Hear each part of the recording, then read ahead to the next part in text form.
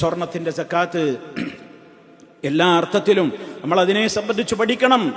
എത്രയാണ്? 1.5 പവൻ മുതൽക്ക് 1.5 പവനോ അതിലേറെയോ ഒരാളുടെ കയ്യിൽ 1 ഹിജ്റ വർഷം തികഞ്ഞ നിലക്ക് സ്വർണമുണ്ടെങ്കിൽ അവൻ എന്ത് ചെയ്യണം? അതിന്റെ 2.5% അവൻ സക്കാത്ത് കൊടുത്തിരിക്കണം എന്നൊക്കെ സ്വർണത്തിന്റെ കണക്കാണ് കൂട്ടിയാൽ 10-10.5 പവനൊക്കെ ആകുമ്പോൾ എത്രയാ? 10, 11, 12 ലക്ഷത്തോളം ആവുകയാണ്. 12 ലക്ഷത്തോളം ആവുകയാണ്. ആലോചിച്ച് നോക്കണം. അപ്പോ പല ആളുകളും വിൽക്കാനൊക്കെ ആലോചിക്കുന്നുണ്ടാകും. സക്കാത്തിന്റെ സമയമാകുമ്പോൾ വിൽക്കാം, എന്നാ പിന്നെ അത്ര കൊടുക്കണ്ടല്ലോ, അങ്ങനെയുള്ള ആളുകൾ ഉണ്ടാകും. അതേപോലെ തന്നെ ഇതൊക്കെ ആഭരണങ്ങളാക്കിയാണ് വെക്കുക, എന്നാ പിന്നെ ആഭരണത്തിന് സക്കാത്ത് ഇല്ലല്ലോ, ഇങ്ങനെയൊക്കെ പലരും നമുക്ക് ഫത്വ തരുമല്ലോ എന്നൊക്കെ പറഞ്ഞ് പല ന്യായങ്ങൾ പറഞ്ഞ് അത് വിൽക്കുന്നതൊക്കെ കൊള്ളാം. സ്വർണം പലിശക്ക് പണയം വെക്കരുത്. സ്വർണം പലിശക്ക് പണയം വെക്കാതെ അത് വിൽക്കുകയാണ് വേണ്ടത്. എങ്കിൽ എന്ത് ചെയ്യണം? വിൽക്കുന്നത് ഉടമയാവണം. അതും കൂടി ഗൗരവത്തോടുകൂടെ മനസ്സിലാക്കണം.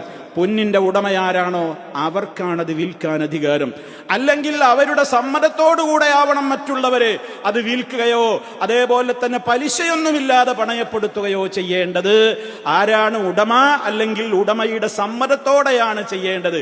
അതല്ലാതെ വേറൊരാൾക്കും മറ്റൊരാളുടെ പൊന്നെടുത്ത് പണയം വെക്കാനോ വിൽക്കാനോ അധികാരമില്ല.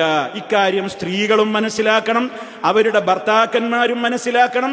പിന്നീട് വാങ്ങിത്തരാമെന്ന് പറഞ്ഞുകൊണ്ട് ഇപ്പൊ അത് വിൽക്കാൻ തിടുക്കം കൂട്ടുന്ന ഭർത്താക്കന്മാരും മനസ്സിലാക്കണം. ചതിക്കരുത്. പെണ്ണിന്റെ മോഹമാണ് പൊന്ന്. അതുകൊണ്ട് അവൾക്കണിയാനുള്ള ആഭരണം പിന്നെ വാങ്ങിത്തരാന്ന് പറഞ്ഞിട്ട് ഇപ്പാണ് വിറ്റിട്ട് പിന്നെ ചതിക്കരുത്. അതും ശ്രദ്ധിക്കേണ്ടതുണ്ട്. വാക്കുപാലിക്കലും മുഅ്മിനിന്റെ കടമയാണ് എന്നുള്ളത് കൂടി ചേർത്ത് മനസ്സിലാക്കുക.